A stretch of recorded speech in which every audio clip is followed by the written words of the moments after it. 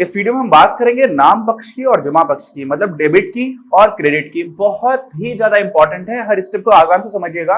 और क्या मतलब होता है इनका। कोई एक अकेला खाता है तो उसमें नाम पक्ष क्या कहां पर होता है, जमा पक्ष कहां पर होता है, और किस खाते में किस तरह की प्रविष्टि को नाम पक्ष में किया जाएगा और किस तरह की प्रविष्टि को जमा पक्ष में किया जाएगा। तो देखिए, हम लोगों ने अभी तक बात की है द्विअंकन प्रणाली की। द्विअंकन प्रणाली मतलब क्या था? Dual entry system. हम लोगों ने पढ़ा था ना dual entry system last chapter में। तो डुअल एंट्री सिस्टम में हमने पढ़ा था कि इस तरह के सिस्टम में कोई भी एंट्री हो गई कम से कम दो खातों को प्रभावित करेगी, कम से कम दो खातों को। ज्यादातर ऐसा भी होगा कि दो ही खाते प्रभावित हो रहे होंगे, लेकिन दो से ज्यादा भी हो सकते हैं। अच्छा, तो उससे क्या होता है कि कम से कम जो है दो स्थानों पर उसका लेखा होगा, दो स्थानों पर कम से कम, सॉरी ऐसे देखो। अब क्या हो जाएगा, जितनी राशि है नाम पक्ष में जाएगी उतनी ही राशि जमा पक्ष में जाएगी। ये सबसे इंपॉर्टेंट है। मतलब जितना डेबिट होगा ना उतना ही क्रेडिट होगा। अब किसी अकाउंट में जितना डेबिट हुआ जरूरी नहीं है उसी अकाउंट में उतना डेबिट हो, उसमें नहीं होगा। किसी एक एंट्री में किसी एक अकाउंट में जितना डेबिट हुआ उतना ही किसी और अकाउंट में या कुछ और सारे अकाउंट्स में जहां पर भी क्रेडिट हो रहा है, सब कुछ मिला करके जो नेट आ रहा होगा वो डेबिट और क्रेडिट बराबर रहेगा किसी भी तरह की हमारे लेन देन में। अब आपको ये उदाहरण से समझ में आएगा। अच्छा, उससे पहले कुछ बच्चे समझ नहीं पाते कि नाम पक्ष का मतलब क्या होता है। देखो, हमारा कोई भी जो खाता होता है ना उसकी शेप कुछ ऐसी होती है, ऐसा और ऐसा। एक ये हो गया, ये कौन सी साइड हो गई आपके लिए? सोचिए, ये हो गया बायां हाथ, तो ये हो गया बायां, तो ये बाईं साइड हो गई है ना, बाईं ओर। और ये हो गया हमारी दाईं साइड, इसको आप लिख दीजिए दाईं ओर। और ऊपर हम लोग खाते का नाम लिखते हैं। अब जैसे मान लीजिए कि कोई भी खाता हो सकता है ना। जैसे मान लीजिए फर्नीचर है, फर्नीचर का खाता है, फर्नीचर कब कम हुआ कब ज्यादा हुआ क्या है, तो ये मान लीजिए बना दिया। रोकड़ खाता बना सकते हैं, रोकड़ पुस्तिका में मान लीजिए ऐसा है। तो अब देखो यार, जो भी हमारा खाता है ना उसको हमें यहां पर अगर आप देखो एक बार, ये क्या दिख रहा है? ये कभी कुछ पढ़ा है? एबीसीडी पढ़ी है? तो ये टी दिख रहा है कि नहीं दिख रहा है? तो इसीलिए किसी एक इंडिविजुअल अकाउंट को हम लोग टी अकाउंट भी बोलते हैं। क्या बोलते हैं? टी आकार का दिखने वाला खाता। अच्छा, अभी इसी में जो हमारी बाईं साइड है उसी को हम लोग बोलते हैं नाम पक्ष। आप इतना ही समझो, अभी कोई दिक्कत नहीं है। आप ये सोचो कि बाईं जगह को ही हम नाम बोल दे रहे हैं, और इसी को हम लोग इंग्लिश में बोलते हैं इस साइड को डेबिट साइड। क्या बोलते हैं? डेबिट। तो डेबिट को स्पेलिंग होती है DEBIT। बहुत ही कॉमन है, इसलिए इसको हिंदी में और इंग्लिश में दोनों में समझना जरूरी है। और यहां पर इस साइड को हम लोग बोलते हैं क्रेडिट साइड। क्या बोलते हैं? क्रेडिट। तो डेबिट हमेशा ही बाईं तरफ होगा, क्रेडिट हमेशा ही दाईं तरफ होगा। लेकिन कौन सी चीज डेबिट में आएगी, कौन सी चीज क्रेडिट में जाएगी, ये अभी हम देखेंगे। लेकिन आप इतना समझ जाइए कि कोई भी अकाउंट है, ऊपर उसका नाम हो गया, फिर आपने बीच में लाइन बना दी तो टी जैसा दिखने लगा। अब इसमें बाईं ओर क्या होगा आपका? डेबिट, और दाईं ओर क्या होगा? क्रेडिट। बाईं ओर क्या होगा? नाम पक्ष, और दाईं ओर क्या होगा? जमा पक्ष। और इसी में डेबिट को हम लोग शॉर्ट में संक्षेप में लिख देते हैं DR डॉट, और क्रेडिट को तो लिख देते हैं CR डॉट। अब यहां पर DR है, ठीक है, ध्यान रखिएगा, DR, DE नहीं है, DR लिखते हैं। अच्छा, अब ये हमारा बेसिक हमको आइडिया मिलना स्टार्ट हुआ कि होगा क्या, कैसे। अब अगला जो सबसे महत्वपूर्ण प्रश्न आता है कि कौन सी चीज है किस खाते में हम बाईं साइड लिखेंगे और किसको लिखेंगे दाईं साइड में। तो यहां पर आप ये समझिए कि जितने भी तरह के खाते हैं, है ना, कोई खाता, बहुत सारे तरह के हम खाते बना सकते हैं। जैसे मान लीजिए हमारे पास फर्नीचर का खाता है, किसी खेल के सामान का खाता है, उसके बाद से कैश है उसका खाता है, हमारा बैंक में अकाउंट है तो उसको भी हम देखेंगे। फिर मेरा कोई कस्टमर आया, हमने उसका कोई खाता बनाया। तो जितने भी तरह के हम लोग खाते बनाते हैं वो सारे के सारे खाते 5 तरह के वर्गों में बांटे जाते हैं। किसमें? 5 वर्गों में उनका विभाजन होता है। समझ रहे हैं आप? ये सबसे ज्यादा इंपॉर्टेंट है, समझ लीजिएगा। अभी तक हम लोगों ने बात किसकी की थी? तुलन पत्र की। तो तुलन पत्र में आपको याद है कि परिसंपत्तियां होती थी। क्या होती थी? परिसंपत्तियां। और क्या होता था तुलन पत्र में? और होता था आपका देयताएं और पूंजी।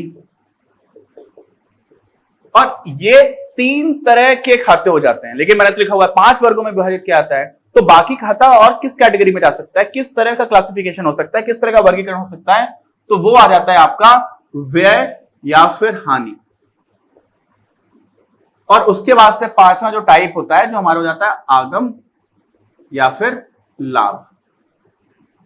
तो कोई भी खाता होगा ना, कैसा भी खाता, या तो वो परिसंपत्ति वाला खाता होगा, मतलब समझ रहे हैं, उसका टाइप, उसकी प्रकृति क्या होगी, वो एक परिसंपत्ति है क्या। जैसे मान लीजिए फर्नीचर है, तो किसी भी व्यवसाय के लिए फर्नीचर उसकी परिसंपत्ति है। कैश है, रोकड़, नकद, तो नकद भी किसी भी व्यवसाय के लिए उसके लिए परिसंपत्ति है।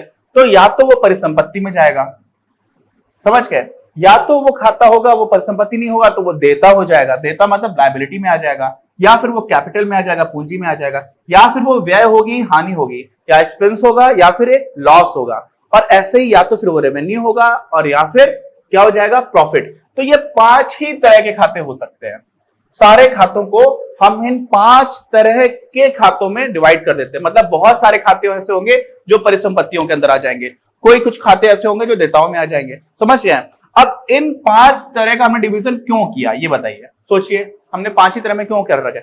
हम लोग बात क्या कर रहे हैं अभी कि नाम और जमा का प्रयोग कैसे किया जाता है, समझ रहे हो। अब आपको ये समझ में आ जाएगा कि देखो, परिसंपत्ति है, देता है, पूंजी है, व्यय है, आगम है, इसमें कोई चीज बढ़ रही होगी तो वो नाम पक्ष में जाएगी या फिर जमा पक्ष में जाएगी। अब अगर आपने इतना समझ लिया कि ये 5 ही तरह के खाते होंगे तो बहुत आसान हो जाएगा। इसलिए इसको बहुत ध्यान से समझिए, नोट करिए, देख लीजिए, और फिर हम इसको भी इसी वीडियो में बताते हैं कि कहां पर क्या चीजें आएंगी। तो चलिए इसी वीडियो को भी देखते हैं। अब देखिए, कोई खाता है और वो परिसंपत्ति वाला खाता है, उसको हम बोल सकते हैं कि ये परिसंपत्ति होगी। तो उसमें आप ध्यान रखिएगा कि अगर हमें उसमें बढ़ोतरी दिखाई पड़ रही है, क्या दिखाई पड़ रही है, बढ़ोतरी। जैसे फर्नीचर बढ़ गया, जैसे आपके यहाँ पर कच्चा माल है आपके व्यवसाय में वो बढ़ गया, जैसे आपके यहाँ पर कोई मशीनरी आ गई, तो मशीनरी का जो अकाउंट है, कच्चे माल का जो अकाउंट है, उसके बाद फर्नीचर का जो अकाउंट है, आपकी कंपनी में कैश कितना है वो अकाउंट है, ये सारे क्या हो गए, परिसंपत्ति के प्रकार के हो गए। और अगर इनमें बढ़ोतरी होगी राजा बाबू, क्या बढ़ोतरी होगी, तो बढ़ोतरी को हम लोग दिखाते हैं प्लस से। तो बढ़ोतरी हो गई तो वो कहां जा रही है, वो नाम में जा रही है, डेबिट साइड पे जा रही है, ये समझ लीजिए। और अगर कमी हो रही होगी तो उसको हम लोग जमा साइड में कर देंगे, क्रेडिट साइड में कर देंगे। ठीक है, आगे बात समझ में। इसका मतलब जैसे मान लीजिए फर्नीचर में आपके पास कोई फर्नीचर था या नहीं था कुछ पता नहीं है, ऐसा करके लिखा हुआ है, और मान लीजिए 60,000 रुपए का नया फर्नीचर खरीदा गया, तो वो एंट्री यहां पर हो जाएगी। क्यों, क्योंकि यही तो है नाम पक्ष, बाईं ओर वाला नाम पक्ष है, तो यहां पर एंट्री हो गई। और दाहिनी ओर यहां पे कुछ नहीं आया, क्यों, क्योंकि फर्नीचर कम होने की बात तो की नहीं गई, फर्नीचर बढ़ने की बात की गई है। तो अगर फर्नीचर बढ़ा तो यानी कि नाम पक्ष में जाएगा, और फर्नीचर घटा तो फिर आपका जमा पक्ष में चला जाएगा। क्यों, क्योंकि ये परिसंपत्ति का प्रकार है, इस वाले खाते का जो प्रकार है वो परिसंपत्ति है। ठीक है, ऐसे ही अब यही टेबल है, तो यहां पे समझिएगा ये जो प्लस लिखा हुआ है ना, प्लस का मतलब क्या है, यहाँ पे वृद्धि, बढ़ रहा है, और इसका मतलब क्या हो रहा है कि कम हो रहा है। अब खाते में कोई चीज बढ़ रही है या कम हो रही है, ये आपको तो तुरंत ही पता चल जाएगा, क्योंकि ये तो बताया जा रहा होगा, लेकिन आपको ये समझना होगा कि वो खाता परिसंपत्ति है कि देता है कि पूंजी है, वो आपको समझना पड़ेगा। और एक बार आपको समझ में आ गया कि अच्छा ये तो देता है और देता का नियम तो ये कहता है, तो उसी हिसाब से आप एंट्री कर देंगे। ठीक है, तो अब देखिए देता में क्या हो जाता है, बड़ा आसान है। देता में आप निगेटिव रखो, निगेटिव का मतलब जब देताएं घट रही हैं तब वो जाएंगी आपकी नाम पक्ष में, और जब देताएं बढ़ रही हैं तो चली जाएंगी जमा पक्ष में। ऐसे ही पूंजी जब आपकी घट रही है तो क्या हो जाएगा, और ऐसा समझिए कि देखो परिसंपत्ति बराबर देता है प्लस पूंजी होता है, तो परिसंपत्ति का जैसा स्थिति चल रही होगी उसकी उल्टी चल रही होगी देता में और पूंजी में। क्योंकि हम लोगों ने लेखांकन की जो इक्वेशन देखी थी, समीकरण देखा था, वो क्या था, तो जो यहां पे परिवर्तन हो रहा है किसी एक चीज से, वैसा ही चीज अगर यहां पर आप देखोगे तो इन दोनों में एक जैसा होगा, लेकिन इसके विरोध में अपोजिट होगा। ठीक है, वहां से भी आपको समझ में आ सकता है। तो जब यहां पर वृद्धि में नाम पक्ष में लिखा जा रहा था, तो यहां पर अगर वृद्धि होगी तो वो क्या जाएगी, वो चली जाएगी जमा पक्ष में, और अगर पूंजी में वृद्धि होगी तो वो भी चली जाएगी जमा पक्ष में। ठीक है, और उसके बाद देखो यार, व्यय और हानि, ये आप ध्यान से समझ लो। अभी व्यय और हानि अगर बढ़ती है, क्या हो रही होती है, बढ़ रही होती है, तो भी हम इसको लिखते हैं डेबिट साइड पर, और अगर व्यय और हानि कम हो रही है तो हम उसको लिख देते हैं क्रेडिट यानी कि जमा पक्ष में। और उसके बाद आता है आगम। अब व्यय और हानि इन दोनों का देखो नजरिया एक दूसरे से उल्टा है। ठीक, तो अगर व्यय को हम लिख रहे हैं, वृद्धि को अपने किस साइड पे लिख रहे हैं, नाम पक्ष में, तो निश्चित रूप से आगम जब हमारा कम हो रहा होगा तब हम उसको लिखेंगे नाम पक्ष में, और आगम हमारा अगर बढ़ रहा होगा तब हम उसको लिखेंगे जमा पक्ष में। ठीक है, अब ये समझो कि इसका लॉजिक क्या है।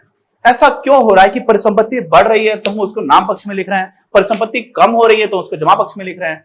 अभी के लिए, थोड़ी देर के लिए, कुछ समय के लिए आप इसको मत सोचो। क्यों? क्योंकि अभी एक बार ऐसा हो रहा है कि बेस आपका बन रहा है ना, आपको समझ में आना लगेगा। आपको धीरे धीरे, अभी हम लोग अकाउंट्स की बात करेंगे, रियल अकाउंट्स क्या होते हैं, debit what comes in, credit what goes out, ये सारी बातें जब करेंगे वो अच्छे से आपको समझ में आएगा। अभी के लिए इतना आसान है, इतनी कम इंफॉर्मेशन है। जैसे हम लोग जब गिनती सिखाई जा रही होती तो बोल दिया था ये एक है, अब कोई इंसान बोल सकता है ये क्यों एक है, ये क्यों नहीं एक है, तो बच्चे को बता दिया, ये नहीं बताया जाता कि ये तो सिर्फ एक चिन्ह है प्रदर्शित करने का, है ना, बताया जा रहा है। इसलिए हम लोग अकाउंटिंग का भी स्टार्टिंग में पढ़ रहे हैं। तो अभी के लिए मान लो यार कि ये ऐसा होता है, और इसमें देख लो आसानी के लिए परिसंपत्ति और आपका व्यय और हानि, यही दो ऐसे अकाउंट्स हैं। सिर्फ इतना याद रखना है आपको, सिर्फ इतना याद रखोगे, बाकी ये 5 चीजें आपको याद है कि देखो ये 5 तरह के होते हैं, और आपने सिर्फ क्या याद रखा, एक ही चीज याद रखी कि परिसंपत्ति और व्यय और हानि अगर हो रही होगी तो बढ़ने, अगर इन दोनों में वृद्धि होगी तो वो डेबिट में जाएगा, यानी नाम पक्ष में जाएगा। बस आपको इतना याद रखना, बाकी सब इसी से निकल के आ जाएगा। इससे क्या हो जाएगा कि व्यय, हानि और परिसंपत्ति, इसको छोड़ करके चाहे देयता का हो, चाहे पूंजी का हो, चाहे आगम और लाभ वाली प्रकृति का हो, हमेशा ही वृद्धि होगी। तो क्या हो जाएगी, वो वृद्धि हमेशा एक क्रेडिट में चली जाएगी। क्यों? क्योंकि वृद्धि इन्हीं दोनों की नाम पक्ष में जाती है। और साथ में अगर इसकी वृद्धि नाम पक्ष में जा रही है तो इसमें जब कमी हो रही होगी तो जमा पक्ष में चली जाएगी। समझ रहे हो? इसलिए आपको सिर्फ इतना याद रखना है। क्या याद रखना है? कि परिसंपत्ति की जो वृद्धि है वो नाम पक्ष में जाएगी, बस। और साथ में व्यय और हानि में जब वृद्धि होगी तो वो भी नाम पक्ष में जाएगा, और कुछ नहीं याद रखना है, और सब तो निकल आएगा। अब देखो भाई, अगर इसकी ये वृद्धि नाम पक्ष में जा रही है तो निश्चित रूप से इसकी कमी है वो जमा पक्ष में जाएगी, है ना, इसकी भी जो कमी है जमा पक्ष में जाएगी, तो ये वाली एंट्री भी आपको समझ में आ जाएगी। अच्छा, उसके बाद बाकी अकाउंट्स की क्या बात है? मैंने तो बोल ही दिया है कि सिर्फ इन दोनों के केस में ऐसा हो रहा है। तो अब चाहे देयता हो, चाहे पूंजी हो, चाहे आगम हो, वहां पे क्या हो जाएगा, उल्टा हो जाएगा। तो अगर इसमें वृद्धि हो रही थी परिसंपत्ति में, तब हम उसको नाम पक्ष में लिख रहे थे, तो देयता में जब कमी हो रही होगी तब उसको नाम पक्ष में लिखेंगे। ऐसे ही पूंजी में जब कमी हो रही होगी तो नाम पक्ष में लिखेंगे। आगम और लाभ में जब कमी हो रही होगी तब हम उसको नाम पक्ष में लिखेंगे। और अगर यहाँ पे कमी को नाम पक्ष में लिख दिया तो इसका उल्टा जो है वो हम क्रेडिट कर देंगे, उसको हम जमा पक्ष में लिख देंगे, बस हो गया। तो ये आपको एक तरीका समझ में आ गया। अब इसी पर आधारित एक उदाहरण है, वो उदाहरण की एक एक स्टेप को हम करते जाएंगे, उसको समझेंगे, और वहीं से आपको क्लियर होगा कि किस तरह से कौन सी एंट्री कहां पर की जा रही है, कब हम नाम पक्ष में लिख रहे हैं, कब हम जमा पक्ष में लिख रहे हैं। तो वो बहुत ही इंपॉर्टेंट है। और समझिए, लेखांकन जो विषय है वो आपके खुद से करने का विषय है। थ्योरी तो है नहीं कि पढ़ लिया बस खत्म हो गया, है ना। इसमें आपको थ्योरी को अप्लाई करना है, और वो अप्लाई आप कब कर पाओगे, तभी अप्लाई कर पाओगे जब आप उससे खुद से प्रैक्टिस कर रहे होगे। तो वो हम लोग करके देखते हैं अपने अगले वीडियो में। अपनी क्लास का उद्देश्य आप सभी के लिए आप ही की भाषा में गुणवत्तापूर्ण शिक्षा उपलब्ध कराना है। कक्षा 12 तक के सभी प्रमुख विषयों पर हम वीडियोस बना रहे हैं, और कुछ विषयों पर वीडियोस आपके अपने चैनल अपनी क्लास की ही अन्य प्लेलिस्ट पर अपलोड भी हो चुके हैं।